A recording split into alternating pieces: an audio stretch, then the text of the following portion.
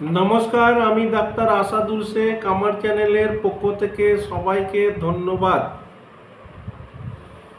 আপনারা সব কেমন আছেন? আশা করি আপনারা বেশ ভালোই আছেন।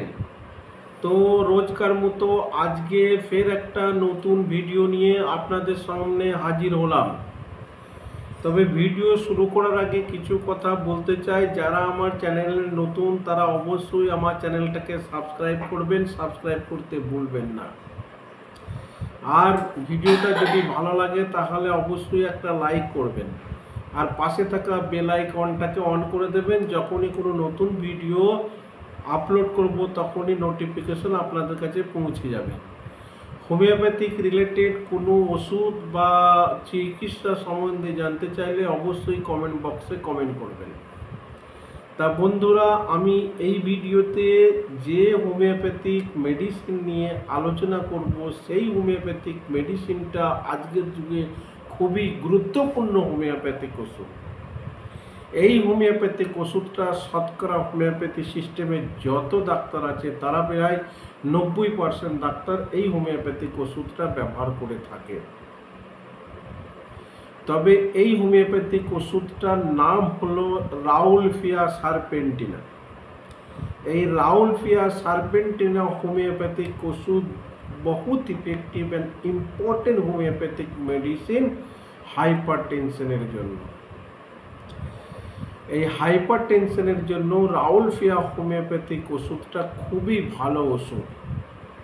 এ কী করে, যাদের ব্লাড প্রেশার হাই হয়ে যায় তাদের ব্লাড প্রেশারটাকে কম করে দেয়। অ্যান্টি হাইপারটেনসিভ মেডিসিন হচ্ছে রাউলফিয়া সারপেন্টিনা। তো রাউলফিয়া সারপেন্টিনা কি করে, যে ব্লাড ভেসেল, এই ব্লাড ভেসেলের যে ওয়াল, এই ওয়ালে নর অ্যাড্রেনালিনকে কম করে দেয়। কম করে দিয়ে ব্লাড ভেসেলকে কি করে, রিল্যাক্স করে দেয়। এর ফলে ব্লাড ফ্লো ভালো হয়, ব্লাড ফ্লো বেড়ে যায়। এর ফলে যে হাই ব্লাড প্রেশার বেড়ে যায় সেটা নর্মালে চলে আসে বা কম হয়ে যায়। তো রাউলফিয়া হোমিওপ্যাথিক ওষুধ হাই ব্লাড প্রেশারকে কম করে দেয় বা নর্মাল করে দেয়। এই ওষুধটা সিরেপ আমরা হোমিওপ্যাথি সিস্টেমে সিরেপ আমরা ব্লাড প্রেশারকে কম করার জন্যই ব্যবহার করে থাকি। হাইপার টেনশনকে কম করার জন্য, হাই ব্লাড প্রেশারকে কম করার জন্য এই ওষুধটা সাধারণত ব্যবহার হয়।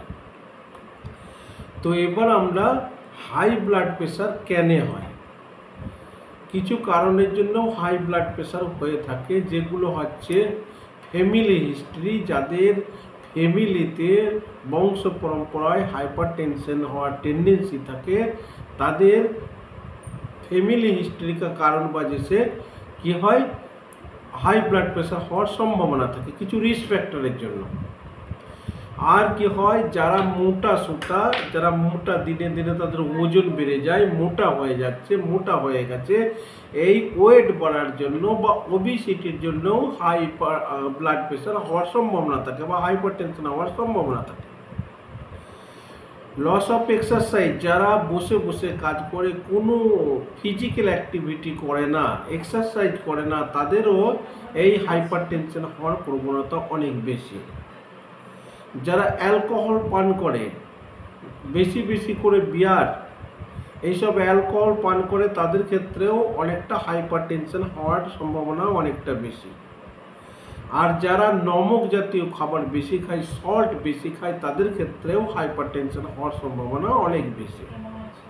যারা টোবাকো পান করে, এই টোবাকো যারা স্মোকিং করে, তাদেরও হাইপার টেনশন বা হাই ব্লাড প্রেশার হওয়ার সম্ভাবনা অনেকটা বেশি।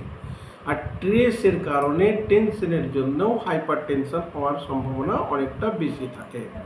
তো এইসব কারণ বা রিস্ক ফ্যাক্টরের জন্য হাইপার টেনশন হওয়ার সম্ভাবনা অনেকটা বেশি।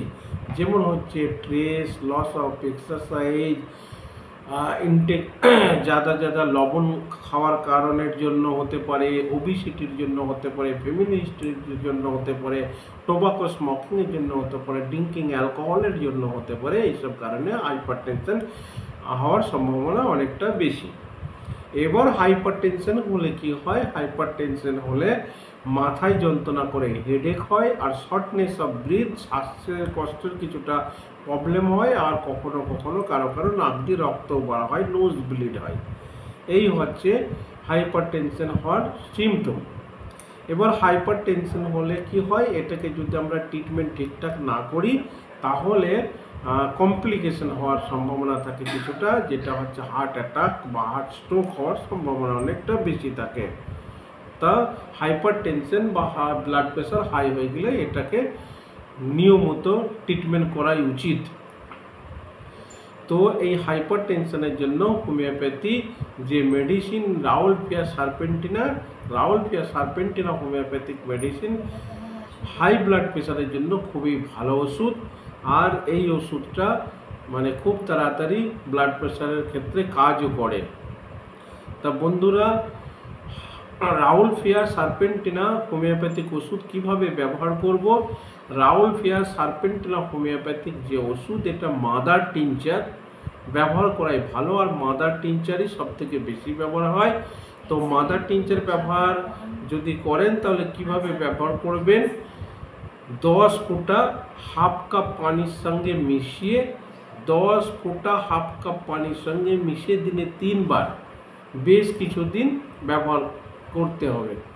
এইভাবে ব্যবহার করতে থাকলে ব্লাড প্রেশার আপনার অনেক কমে যাবে এবং নর্মালেও চলে আসতে পারে।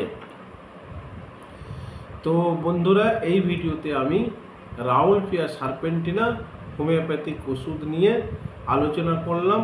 ভিডিওটা যদি, তবে একটা কথা বলে রাখি, এই ভিডিওটা শুধুমাত্র ইনফরমেশনাল অ্যান্ড এডুকেশনাল পারপাসে অনলি। যদি কেউ হোমিওপ্যাথিক ওষুধ সেবন করতে চান তবে অবশ্যই কোনো না কোনো রেজিস্টার্ড হোমিওপ্যাথি ডাক্তারের সঙ্গে পরামর্শ করে তবেই হোমিওপ্যাথি ওষুধ সেবন করবেন। এই ভিডিওতে আমি রাউলফিয়া হোমিওপ্যাথিক মাদার টিনচার রাউলফিয়া হোমিওপ্যাথিক ওষুধ নিয়ে আলোচনা করলাম। ভিডিওটি যদি ভালো লাগে তাহলে অবশ্যই একটা লাইক করবেন। আজ এই পর্যন্ত, পরের ভিডিওতে আপনাদের সঙ্গে দেখা হবে। ততক্ষণ পর্যন্ত সুস্থ থাকবেন, ভালো থাকবেন।